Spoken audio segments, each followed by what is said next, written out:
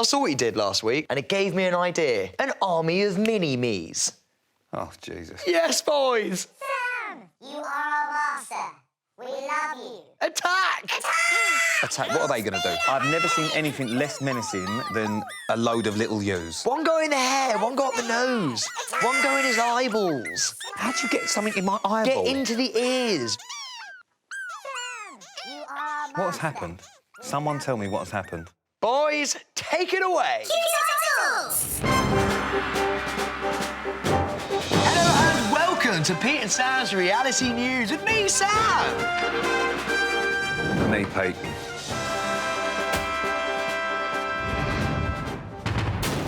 Welcome to Pete and Sam's Reality News. This is the place for the very latest in reality TV. This week we have our Married at First Sight exclusive. It's on everyone else's lips. It's now on ours. The fuck is that? Would you marry me?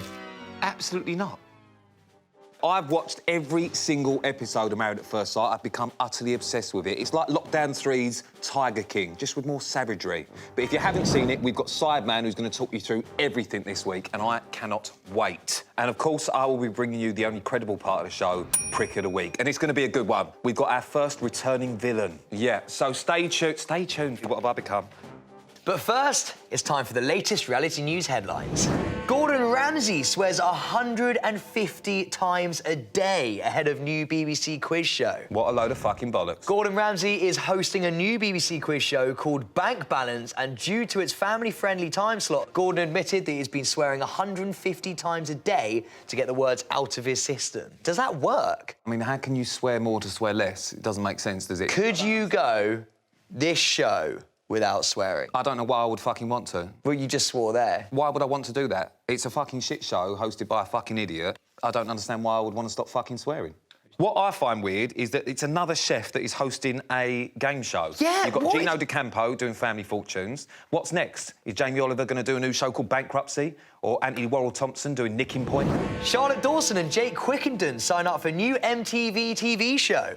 This is the news that MTV is set to make a brand new TV show called Celebrity Bumps. By the name, I imagine it's about people who are famous and pregnant. Listen, anyone that basically gets up the duff in the reality game gets a fucking show. You don't even have to be that interesting, judging by this cast. Now, that leads us quite nicely onto a game that I've made up called Guess the Sex. Is this your competition for Gordon Ramsay? I'm going to show you an image. You've got to guess whether the couple had a baby girl or boy by what sex position they did most regularly. Am I going to see them fucking? No, you just... So I just have to guess how they fuck? Yes.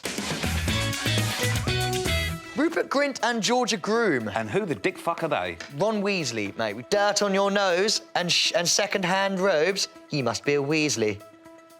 Basically, if they're going to have a boy, they're probably doggy stylers. If it's a girl, it might be missionary. Guess the sex. I'm going to go with missionary for them too. You're right, it was a girl. How fun's that? We now know that Ron Weasley is having missionary with Georgia Groom. Yes, from that scientific research that we've done. Next up, we have Binky and Max Frederick Darnton. Are you sure that's her boyfriend, because he's dressed like her accountant? So Binky and JP had a girl, so they were doing missionary. My guess then would be that she switched it up and she's being done from behind. Well, Pete, you would be correct, because they've actually just announced they're having a baby boy. Paloma Faith puts cabbage on her nipples in an attempt to soothe her rock-hard boobs. Yep, this is the news that new mum Paloma Faith has been diagnosed with acute engorgement, which many new mothers suffer with, and has found using cabbages helps soothe the pain. Do you think cabbages would soothe my head after listening to her talk? What does it sound like? Acute engorgement can make breastfeeding incredibly painful, but due to cabbage leaves' anti-inflammatory properties, they can soothe the pain. This is the first time in the show's history that I've actually learnt something. Hashtag edutainment. You ate that, like, genuinely like a guinea pig. I actually vetoed a couple of days ago, and it's given me friction burn, so I'm going to see if this helps. This is fun, isn't it? We're doing practical experiments here. And it was at this moment that E4 decommissioned us. I mean, you look like you're in more pain. Why are you twitching? Enjoy that? Does it feel smoother? I can feel it. I'm not surprised. You have a cabbage down your pants. For those wondering, this is the difference between a fresh cabbage leaf and one that has been rolled around Sam's scrotum. It's amazing, isn't it, when a cabbage gets more airtime than half the reality stars that we talk about. Our main story this week is Married at First Sight Australia. Why do you think everyone is hooked? I'll tell you why I'm hooked, because it is savage as fuck and it's exactly how reality TV should be. They are brutal. And on that note, with over 40 hours of the series on all four, who better than to crunch it down for you and review the series than our very own culture correspondent? It's Sideman! Thank you, Sam. Yes, people, here is my breakdown of Married at First Sight, where people move right in with a stranger they exchange vows with and decide each week if they want to stay married or leave. You could say it's a show for people trying to find love by ditching the playing field for the dark alleyway of love, which is getting married to someone random. Hilarity, of course, ensues with people thinking they're in love purely because of proximity. I am sure Adam loved Eve too, because she was the only one there. I watched Mike list every reason why him and Heidi don't make sense, only to make it official after admitting himself that they mix as well as tomato ketchup on top of cereal. And at the reunion episode, shock horror, Mike and Heidi had broken up. You could not watch the show, live on Mars, be dead, and still guess that that's what would have happened. Furthermore, the couples have to choose each week whether they leave or stay. Here comes the drama when Dan and Jessica, who are in separate couples, fall in love with each other and force their individual couples to stay so they could see each other more. In other words, Jessica's man fluffed her pillows just so another man could lie on them. Dan's girlfriend ironed his clothes so he wouldn't crease it when he linked another woman's arms. Now, if that wasn't enough, some of the highlights from the series were Inez approaching her husband Bronson for the first time, and instead of a warm welcome, she told him to get rid of his eyebrow ring. I mean, I agree, but you couldn't hold it in until at least the honeymoon. It is all an eye-catching catastrophe, and we love to see it. Would you go on it? I've done every other dating show, so why not? I think his mission would be to cheat, regardless of what she looks like. Wow. I really do. Simon, you ever had an eyebrow ring? You strike me as the type. No, I've thought before about getting a nipple piercing. I'm from Chelsea, I'm really posh, I'm gonna be rebellious and I'm gonna get a nipple ring. How do you cope with the accents on the show? And I just don't think that I can take too many Australians speaking at once. They say far out on purpose. In sad moments, it's all like, yeah, I think we're gonna break up, far out. Sideman, thank you so much. Thank you for having me, I appreciate it. Well, Pete, we couldn't be doing this and talk about marriage without some bubbly. So here we go. Fucking yes. Cheers. Well, there's nothing in it, thanks. Now, Married at First Sight. See, there's a lot of things that happen with marriage over the years. You want a bit more?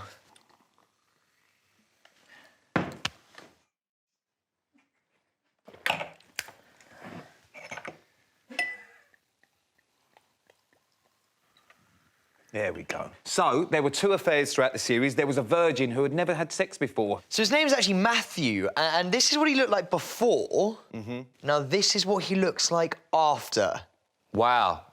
I know. He's got a fucking piece and a half on him. That was a waste for years, wasn't it? So who are your favourite couple? There was only one couple really from the beginning who literally, it was Married at First Sight, Love at First Sight, and that was Jules and Cam. They are still together now, and they've had a baby. My favourite character through this series has probably been Jessica. She had an affair on Mick. Mick was my favourite guy in the whole thing. She was with Mick for a period of time. It was a bit of a weird couple because she's kind of like the city girl, he's kind of like the farm guy. She ended up having an affair with Dan. He cheated on his wife, Tamara. They then went and told everyone at a commitment ceremony. Mick cried, Tamara cried, and then they carried on the last part of the experiment together in a new couple. Basically, Jessica was at the centre of drama throughout the entire series. Married at First Sight Australia, on E4. If he loves it that much, imagine you, he doesn't love. Do you know one thing that I do love about the show? It's one of my favourite bits. They have a honeymoon box or an honesty box, which is basically when a box comes out and it's got loads of questions that you have to ask your partner, and it's quite, do you know what I mean? It's quite deep. So I think we should do it on this show.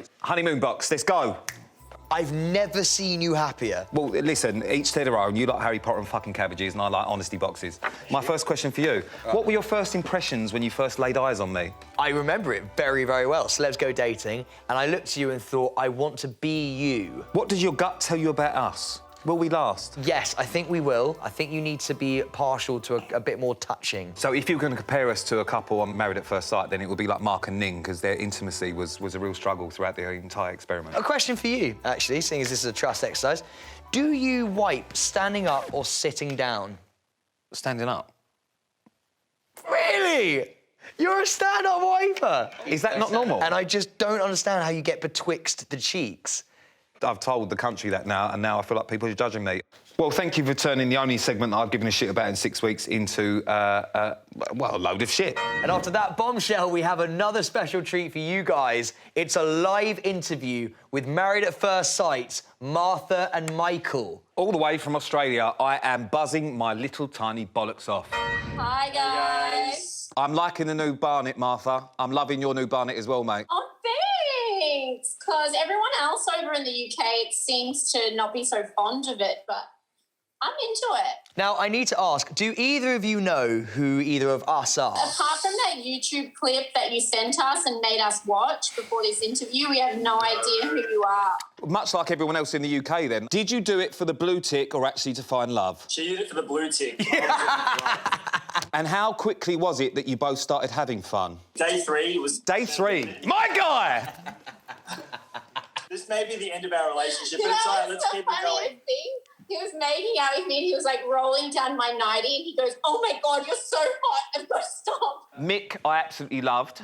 Love. You love Mick. That seems weird, Martha, because you stuck up for Jess when she cheated on him and seemed to have a little go at him. Do you regret that now because you were bang out of order, babe? The funny thing about Mick and Jess and Dan is Mick knew about Dan and gave Dan his blessing.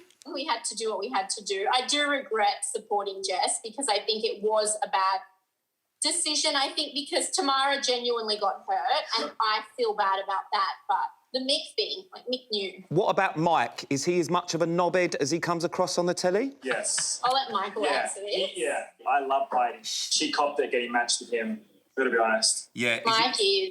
If Mike could crawl on top of himself and screw himself, he would. E4, which is the channel that you guys are on at the minute over here, are doing another series of the UK Married at First Sight. Have you got any advice for people going on that? Do what you feel is right and you have to be really in tune with your moral compass and just stick to what you really feel like you need to do as a person. Martha, if you had another chance of doing the show, would you do anything differently? I would do a lot differently. Number one, I wouldn't have worn that choker to dinner that night with the pink dress, and I probably would have taken a little powder compact to the dinner parties just to powder down my T-zone when I got oily. Michael, would you have done anything differently? Maybe speak? Yeah, that is definitely what I would have done differently, is talked. 100%.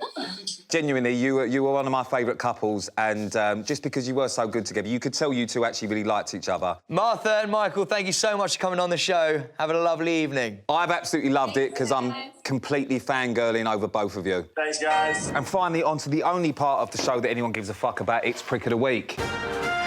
Prick of the Week.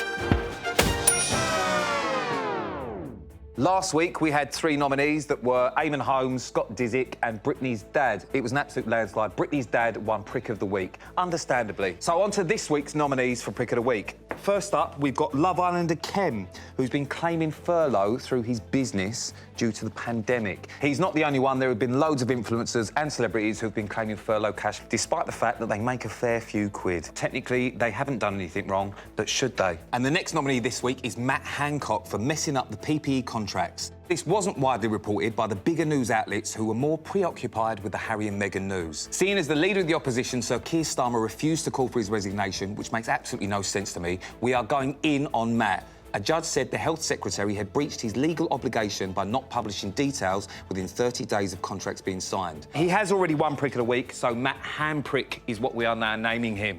So the last nominee this week is Gwyneth Paltrow. Despite there being a pandemic and everyone having to wear masks, she wants everyone to know that she was the first one to do so, which we think is just taking credit for something that we all have to do these days.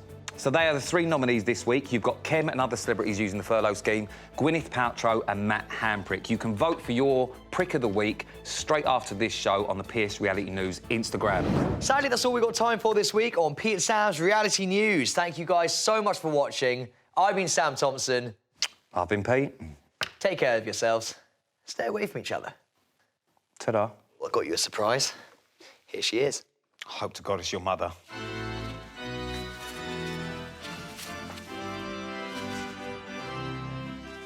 Would you be my bride? Wife, husband, actually.